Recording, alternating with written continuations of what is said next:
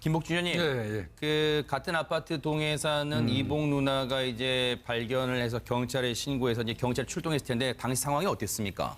이분은 이제 아마 근데 참 공교롭게도요. 네네. 이 유서가 하나 발견이 됐는데 유서가 네. 공교롭게도 2016년 9월 3일이에요. 1년 전. 이때쯤입니다. 거의 날짜도 유사 거의 같고요. 그래서 아마 1년 전부터 이 자살을 생각하고 있었던 거로 보여지기도 하고요. 네. 그다음에 이제 뭐 명백히 자살이라고 추정되는 이유가 누나가 발견했을 때 네. 아마 의사라고 그러는데 목을 메고 있었던 겁니다. 그래서 예, 자살은 좀 명백한 거로 보이고 경찰에서는 아마 이제 그 타살의 의혹 발견하지 못했기 때문에 네. 유가족한테 인계해서 아마 누나 하나밖에 없는 것 같습니다. 어머니하고 이분이 85년도에 결혼해가지고 90년도에 아내 되시는 분하고 이혼했어요. 5년 살고 네. 그 이후에 이제 슬라의 자녀도 두지 않은 상태에서 네. 홀어머니하고 지금 그 아파트에서 거주하고 있었거든요. 그러다가 이제 작년에 어머니가 돌아가시고 그랬군요. 한 1년 남짓 이제 우울증 같은 것도 뭐 이런 걸로 이제 좀 고생하다가 이번에 네. 자살을 하게 된 것입니다.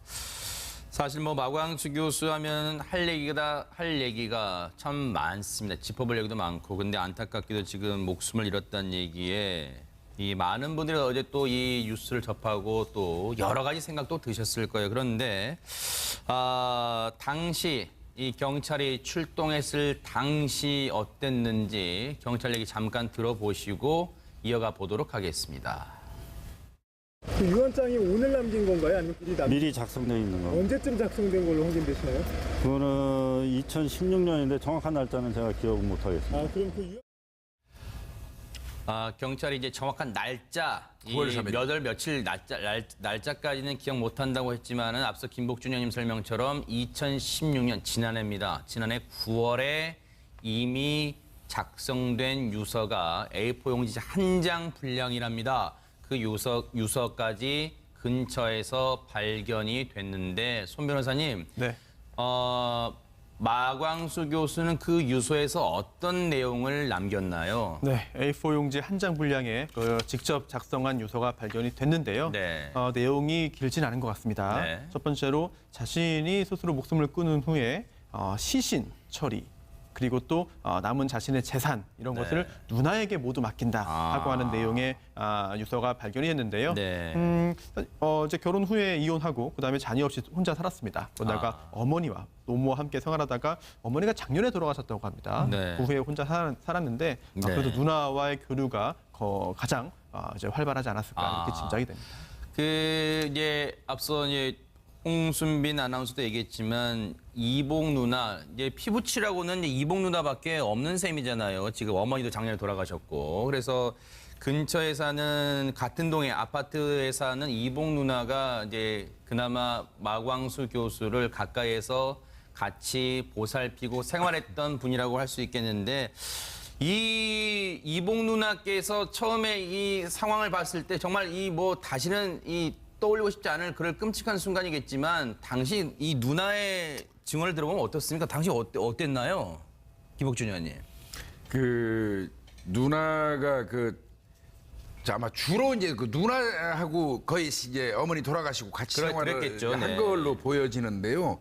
아마 누나가 느꼈던 그 내용들을 쭉 보면 네. 이분이 이제 사실 필화 사건으로 즐거운 사랑가 그렇죠? 네. 그 사건으로 사실 구속이 됐다 그렇죠. 나오게 돼요. 집행유예를 받고 나오고 이제 그러다 보니까 연세대학교에서 교수직을 잃게 되죠. 네. 그랬다 나중에 이제 복직해가지고 복직되려면, 네. 근무한 기간이 굉장히 짧습니다. 아하. 그러다 보니까 아마 연금으로 이제 2016년 작년에 퇴직을 하고 네. 연금으로 이제 생활해 오고 있었던 것 같은데 그 네. 연금의 양이 아마 많이 적을 겁니다. 네. 그리고 이제 퇴직한 이후에는 몸도 이제 상당히 많이 아파왔고요. 네. 그래서 평상시에 이제 외롭다. 네. 내가 이 문학 활동 글 써온 거 이런 것들도 다 부질없다. 네. 이러면서 이제 어떤 자신의 어려움 네. 이런 게 많이 누나한테 토로를 했던 것 같고 네. 우울증과 트라우마로 엄청나게 시달렸던 걸로 그 누나는 얘기를 하고 있습니다. 네. 마광수 교수가 지난해에 이 학교 연세대에서 이제 그만뒀습니다. 그래서 이제 집에서만 주로 머물렀대요. 이제 이복 누나가 이제 경찰 조사에서 이제 얘기해 준 얘기인데, 그리고 이제 트라우마 얘기하셨는데 김복준 의원님이 학교에 있을 때, 연대에 있을 때 국문학과 교수에서 교양학부 교수로 밀려난 것에 대해서 트라우마가 강했다. 아마 이제 트라우마로 표현합니다만 이제 아마 많은 이제 자존심도 상하고 그렇죠. 허탈감도 있고 정말 복합적인 아마 복잡한 마음이었을 거예요. 왜냐하면 한때는 27살의 교수가 되면서 천재 교수로 불렸던 마광수 교수이기 때문에 아마 그런 복합적인 심정을 지금 누님 이복 누나는 트라우마로 이제 표현하신 것 같은데, 홍순빈 아나운서, 보통 우리가 이제 이런 극단적 선택을 하는 사건을 접할 때 보면 보통 이 주변 분들, 가족은 물론이겠습니다만 주변 지인들도 뭔가 좀 이상한 낌새를 좀 느끼거나 그러잖아요. 혹시 마광수 교수 관련해서는 그런 게 없었나요? 그렇습니다. 어떻습니까? 이 마광수 씨의 고등학교 동창의 얘기를 들어보니까 당일날 낌새를 좀 느꼈다고 합니다. 그러니까 마광수 씨의 시신이 발견되기 1시간 20분 전, 네. 그러니까 난 12시 30분까지 전화 통화를 했다고 합니다. 마광수 교수로 그냥 칭하시죠. 마광수 교수로. 그렇습니다. 네네. 그래서 네. 마광수 교수가 직접 집으로 와달라고 했다고 합니다. 네. 그래서 이 친구가 약속을 잡고 분당에서 이 이촌동에 있는 집까지 오는 길이었는데 당일날요? 그렇습니다. 그런데 오던 중에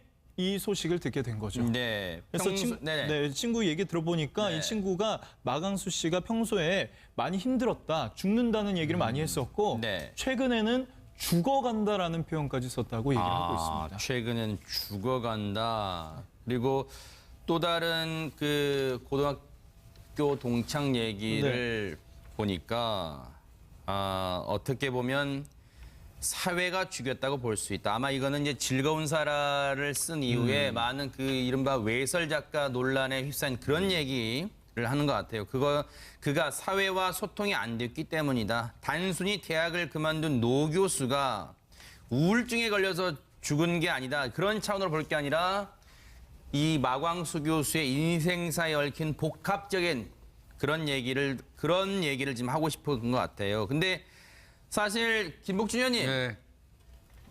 시청자분들은 마광수 교수에 대해서 많이 아실 거예요. 근데 뭐 요즘 젊은 사람들은 잘 모르실 수도 있겠습니다만 올해가 글쎄요, 이걸 공교롭다 그럴까요?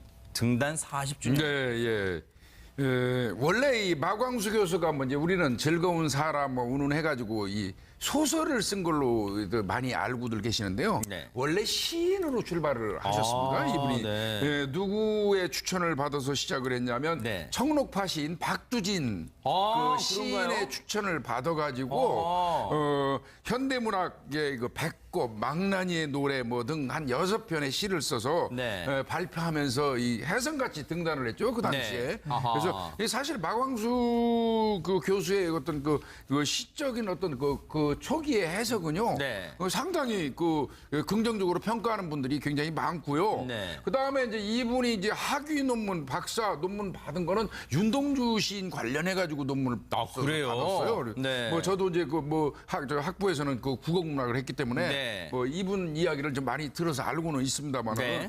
예, 이제 그러고 지금 이제 등단 금년이 40주년이 되거든요. 네. 그래서 이제 아마 80년도에 냈던 뭐 광마집이라든지 뭐 이런 거 등등을 섞어가지고 네. 마광수 시선을 펴내기도 했었거든요. 이 광마는요, 여러분 아시는 분 많으실 겁니다. 광마는 마광수 교수의 별명이기도 했습니다. 마광수 교수의 별명이 광마였는데, 홍순빈 아나운서는 혹시 마광수 교수 잘 많이 들어봤나요? 작품을 읽어봤나요? 예전에 그냥 이제 국어 공부할 때 들어본 인물 정도로만 네. 알고 있었는데 마광수 교수가 베스트셀러도 많이 쓰고 했다는 건 뭐 많이 알 건데 그 마광수 교수에 대해 잠시만 일단 좀 소개를 좀 해주시죠. 그렇습니다. 이 마광수 교수는 1951년에 출생을 했습니다. 네. 그래서 연세대학교 대학원에서 국어 국문학 박사를 했는데 이때 아까 말씀하신 것처럼 윤동주의 시를 분석하는 우리나라 1호 윤동주 박사였습니다.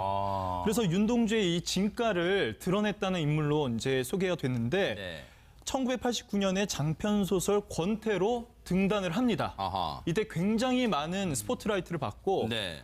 또 베스트셀러 작가까지 됩니다. 아하, 네. 그런데 1991년 소설 아. 즐거운 사라를 펴낸 후에 좀 인생에서 좀 험난한 시기를 겪게 그때 되는데요. 이제 외설 시비가 생긴 거죠. 그렇습니다. 이렇게 외설 시비가 생기면서 10월에 네. 이 소설로 인해서 음란물 제작반법 혐의로 수업 중에 아, 학생들 앞에서 구속이 됩니다. 세상에.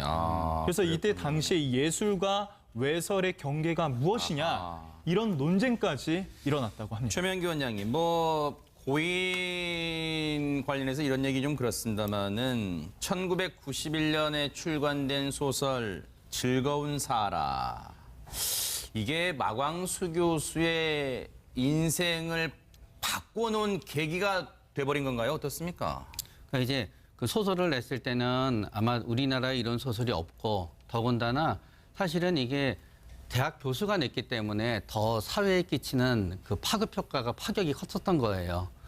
왜냐하면 가장 권위적인 집단에서 가장 탈권위적인 글이 나왔거든요. 그러나 이제 거기에 대해서 이제 본인이 예상치 못한 어떤 시련을 갖다 겪게 되면서 그게 네. 이제 트라우마가 되어버린 거죠. 네. 그런데 이제 문제는 트라우마로 인해서 우울증은 한마디로 말하면 마음이 부러져 버린 건데요. 네. 우리가 다리가 부러지게 되면은 누구한테 맞아서 부러지든 내가 넘어져서 부러지든 네. 일단 치료를 하고 붙이는 게 목적이 되는 거잖아요. 근데 우울증을 대할 때는 환자분들의 마음이 그렇게 되지가 않아요.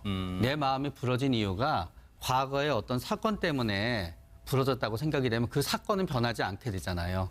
그러니까 이거를 치료를 해서 마음을 붙인다 한들 내가 다시 온전히 살아갈 수 있을까라고 이제 생각하게 되면서 네. 점점 더 이제 그 힘들어지게 되는 부분이 있고요. 네. 그러면서 결국은 마광수 교수님의 입장에서 살아가는 어떤 세계의 이유는 어머니 학교 네. 그리고 창작이었을 텐데 네. 어머니는 작년에 돌아가셨고요. 학교도 작년에 퇴직을 했고요. 그런 다음에 문제는 창작이라고 하는 거는 우울했을 땐 되지가 않거든요. 그러다가 보니까 본인의 삶은 가치를 잃어버렸는데 네. 거기서 또 내가 억지로 약을 먹고 치료를 해봤자 여기서 나의 삶에 무슨 더 가치가 더해지겠냐라고 하게 되면서 네. 극단적인 선택을 하게 되신 것 같아요. 지난해 8월에 이제 정년 퇴임을 한 후에 우울증이 악화됐다고 하는데 앞서 말씀드린 대로 이제 이 즐거운 사람 외설 시비로 이 검찰에 구속도 되고 또 해직 연대 교수직에서 해직도 되는 바람에 퇴임 이후에 명예교수 자격도 얻을 수가 없었다고 하는데 마광수 교수가 생전에 2012년에 인터뷰를 한 내용이 있습니다. 같이 한번 들어보시고 당시 심경이 어땠는지 들어보도록 하겠습니다. 제 즐거운 사람 때문에 제가 잡혀가서 실형을 살았는데 그와 동시에 판매 금지가 됐어요. 그게 꼭 20년 됐어요. 즐거운 사람 사건 같은 게 세계 최초였단 말이에요. 현행범으로 긴급 체포를 했거든. 전두환 씨 때나 박정희 씨 때는 소위 야하다고 잡아가거나 처벌한 적이 없어요. 만만한 게 에로티시즘이거든. 그런데 지금 소위 야한 책이 뭐 성범죄를 부추긴다고 그러는데 그건 천만의 말씀이고 왜 이렇게 간섭만 하고 심지어 처벌하고 이런가. 우리 자꾸 먹으면 물리잖아. 야한 거 풀어놓으면 물려요. 글쎄 이제 손 변호사님 이런 얘기 하실 분들도 아니 앞서 뭐 그 마광수 교수 고 마광수 교수의 그러니까 그 지인분들도 그랬잖아요. 이건 어떻게 보면 사회가 죽인 거다 뭐 그런 얘기 했는데 그런 말씀하시는 분도 계시더라고요 주변에. 사실 이 즐거운 사라 이 책을 요즘 세상에 지금의 세상의 관점에서 보면 전혀 문제될 내용이 없는데 1991년 당시의 시점에서는 그 시각으로 20년 넘게 보니까 마광수 교수에 대한 이 왜곡된 시각이 지금도 없어지지 않고 있다. 이런 얘기 말씀하시더라고요. 그렇습니다. 이게 과연 문학적인 부분을 네. 법원이 판단할 수 있겠느냐라고 네. 하는 부분에 있어서도 당시에도 좀 논란이 많이 있었습니다. 아하. 그리고 저는 이제 학교 다닐 때 이 책을 이제 친구들끼리 빌려서 아하, 네. 읽었던 기억이 나는데요. 네. 사실 잘 기억은 나지 않아요. 지금 구체적으로. 그런데 네. 당시에 검사가 이 마광수 교수를 구속하고 기소하면서 했던 네. 이야기가 있습니다. 아하. 왜 이게 문제가 되냐 했더니 네. 이게 음란물이다라고 네. 하면서 들었던 근거들이 있어요. 아. 첫 번째, 생면부지에 여성과 남성이 성관계를 가진다. 아. 네, 처음 만나서 모르는 사람이. 두 번째, 이제 여성과 여성 사이에 어떤 동성애 장면이 그려진다. 또 대학 스승과 제자 사이에 부도덕한 그런 음란한 성행위가 책에 묘사되어 있다라고 하면서 이걸 바로 음란물로 규정을 하고 바로 구속을 하고 기소를 했거든요. 게다가 또 법원에서도 맞다. 그 정도면 음란한 거다라고 해서 이게 예술에 있어서도 예술 부분에도 법이 당연히 관여할 수 있고 예술의 한계를 넘은 경우에는 당연히 형사처벌 대상이다라고 그렇게 판단을 내렸는데요. 네. 이게 마광수 교수뿐만이 아니었습니다. 그 후에도요. 그 네. 후에도 이제 유명한 작가죠. 장정일 씨 같은 경우에도 실제로 97년에 징역 10월형 선고받고 법정 구속되기도 했거든요. 네. 그 당시에 그런 그 대법원의 그 판례들도 지금 많이 공부를 하고 있습니다. 학생들도. 네. 그런데 여전히 그 판례가 바뀌진 않고 있고요. 다만 얼마나 적극적으로 이제 그 음란성에 대해서 판단할 수 있느냐 여기에 네. 대해서 조건이 하나 있는데 중요한 부분이 있는데 그 시대의 시대상이 반영된다는 부분도 있습니다. 네. 따라서 마광수 교수가 했던 말 중에 기억나는 게 하나 또 있는데요. 10년만 지나면 이거는 해프닝으로 기억될 거다라고 했는데 네. 그 마광수 교수의 이야기가 완전히 틀린 것 같지 않아요. 시대상이 바뀌었고 또 이런 부분에 대해서 우리 사회가 얼마나 수용할 수 있는지에 대해서도 많은 부분 변화가 있었던 건 사실인 것 같습니다. 네. 그 당시 네네. 90년대는 이제 우리나라의 그 문해사조로는 이제 페미니즘 그 문학이 적극적으로 활성화되고 도입되던 시기였기 때문에요. 네.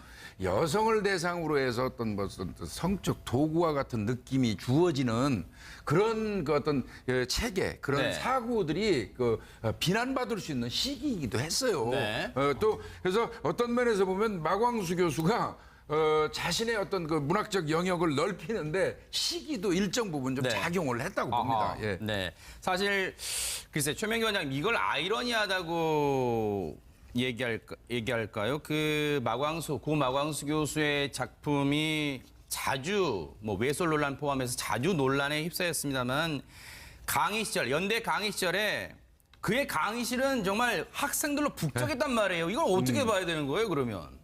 그러니까 이게 91년이 어떤 의미에서 심리적 기점이 된 게 네. 보통 우리가 이제 우울증이 깊은 우울증이 오기 전에요. 네. 굉장히 1년에서 2년 또 몇 년 동안 굉장히 의욕적인 시기가 있는 분들이 있어요. 네.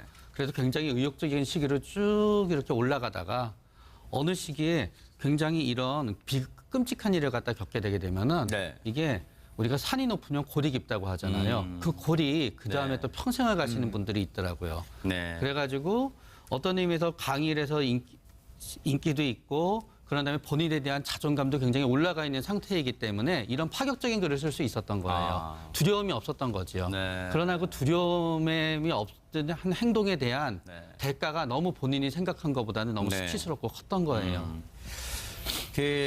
그동안 아마 지인분들도 그런 말씀하셨는데요. 아마 마광수 교수 그동안 삶이 그런 말 많이 하잖아요. 사는 게 정말 사는 게 아니었을 것 같다는 생각도 해봅니다. 여기서 그리고 우리가 명심해야 될 게요. 고인에 대해서 악의적인 글, 이제 고인이 되신 분한테 악의적인 글을 SNS상에 남기거나 하는 일은 제발 좀 자제해 주시기를 당부드리고요. 고인의 명복을 빌겠습니다. 발인은 내일이라고 합니다. 김복준 의원님, 예. 그 같은 아파트 동에 사는 이봉 누나가 이제 발견을 해서 경찰에 신고해서 이제 경찰 출동했을 텐데 당시 상황이 어땠습니까? 이분은 이제 아마 근데 참 공교롭게도요. 네네. 이 유서가 하나 발견이 됐는데 유서가 네. 공교롭게도 2016년 9월 3일이에요. 1년 전. 이때쯤입니다. 거의 날짜도 유사 거의 같고요. 그래서 아마 1년 전부터 이 자살을 생각하고 있었던 거로 보여지기도 하고요. 네. 그다음에 이제 뭐 명백히 자살이라고 추정되는 이유가 누나가 발견했을 때 네. 아마 의사라고 그러는데 목을 메고 있었던 겁니다. 그래서 예, 자살은 좀 명백한 거로 보이고 경찰에서는 아마 이제 그 타살의 의혹 발견하지 못했기 때문에 네. 유가족한테 인계해서 아마 누나 하나밖에 없는 것 같습니다. 어머니하고 이분이 85년도에 결혼해가지고 90년도에 아내 되시는 분하고 이혼했어요. 5년 살고 네. 그 이후에 이제 에스라의 자녀도 두지 않은 상태에서 네. 홀어머니하고 지금 그 아파트에서 거주하고 있었거든요. 그러다가 이제 작년에 어머니가 돌아가시고 그랬군요. 한 1년 남짓 이제 우울증 같은 것 뭐 이런 걸로 이제 좀 고생하다가 이번에 네. 자살을 하게 된 것입니다. 사실 뭐 마광수 교수 하면 할 얘기가 참 많습니다. 짚어볼 얘기도 많고. 근데 안타깝게도 지금 목숨을 잃었다는. 함께 생활하다가 어머니가 작년에 돌아가셨다고 합니다. 네. 그 후에 혼자 살았는데 네. 그래도 누나와의 교류가 가장 이제 활발하지 않았을까 이렇게 짐작이 됩니다. 이제 앞서 이제 홍순빈 아나운서도 얘기했지만 이복 누나 이제 피부치라고는 이제 이복 누나밖에 없는 셈이잖아요. 지금 어머니도 작년에 돌아가셨고 그래서 근처에 사는 같은 동의 아파트에 사는 이복 누나가 이제 그나마 마광수 교수를 가까이에서 같이 보살피고 생활했던 분이라고 할 수 있겠는데 이 이복 누나께서 처음에 이 상황을 봤을 때 정말 이 뭐 다시는 이 떠올리고 싶지 않을 그럴 끔찍한 순간이겠지만 당시 이 누나의 증언을 들어보면 어떻습니까? 당시 어땠나요? 김복준 의원님. 그 누나가 아마 주로 이제 그 누나하고 거의 이제 어머니 돌아가시고 같이 생활을 그랬겠죠. 한 네. 걸로 보여지는데요.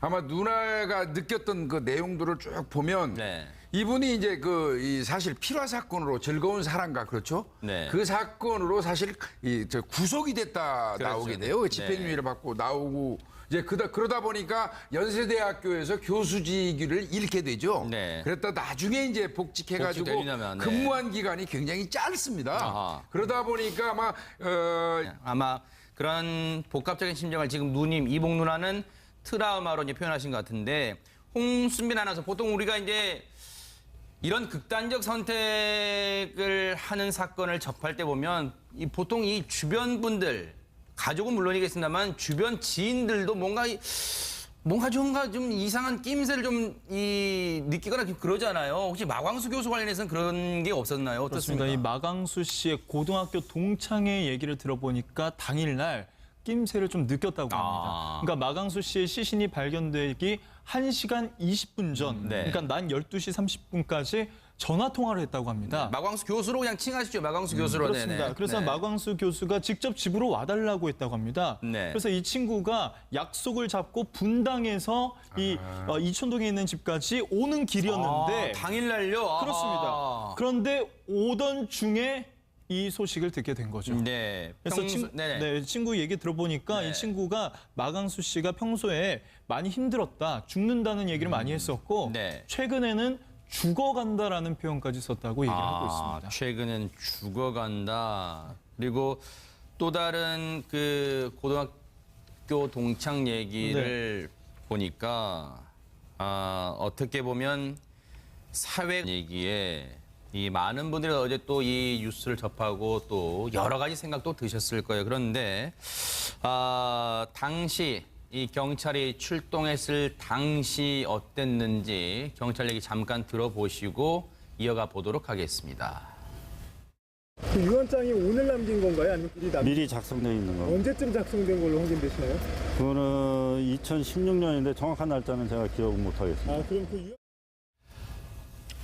경찰이 이제 정확한 날짜, 9월 3일. 몇 월 며칠 날짜까지는 기억 못 한다고 했지만은 앞서 김복준 의원님 설명처럼 2016년 지난해입니다. 지난해 9월에 이미 작성된 유서가 A4 용지 한 장 분량이랍니다. 그 유서까지 근처에서 발견이 됐는데 손 변호사님, 네. 마광수 교수는 그 유서에서 어떤 내용을 남겼나요? 네, A4 용지 한 장 분량의 직접 작성한 유서가 발견이 됐는데요. 네. 내용이 길진 않은 것 같습니다. 네. 첫 번째로 자신이 스스로 목숨을 끊은 후에 시신 처리, 그리고 또 남은 자신의 재산 이런 네. 것을 누나에게 모두 맡긴다 하고 하는 내용의 유서가 발견이 됐는데요. 네. 이제 결혼 후에 이혼하고 그다음에 자녀 없이 혼자 살았습니다. 그러다가 어머니와 노모와 함께 연금으로 이제 2016년 작년에 퇴직을 하고 네. 연금으로 이제 생활해 오고 있었던 것 같은데 그 네. 연금의 양이 아마 많이 적을 겁니다. 네. 그리고 이제 퇴직한 이후에는 몸도 이제 상당히 많이 아파왔고요. 네. 그래서 평상시에 이제 외롭다. 네. 내가 이 문학 활동 글 써온 거 이런 것들도 다 부질없다. 네. 이러면서 이제 어떤 이 자신의 어려움 네. 이런 게 많이 누나한테 토로를 했던 것 같고 네. 우울증과 트라우마로 엄청나게 시달렸던 걸로 그 누나는 얘기를 하고 있습니다. 네. 마광수 교수가 지난해에 이 학교 연세대에서 이제 그만뒀습니다. 그래서 이제 집에서만 주로 머물렀대요. 이제 이봉 누나가 이제 경찰 조사에서 이제 얘기해 준 얘기인데, 그리고 이제 트라우마 얘기하셨는데 김복준 의원님이 학교에 있을 때, 연대에 있을 때 국문학과 교수에서 교양학부 교수로 밀려난 것에 대해서 트라우마가 강했다. 아마 이제 트라우마로 표현합니다만 이제 아마 많은 이제 자존심도 상하고 그렇죠. 허탈감도 있고 정말 복합적인 아마 복잡한 마음이었을 거예요. 왜냐하면 한때는 27살의 교수가 되면서 천재 교수로 불렸던 마광수 교수이기 때문에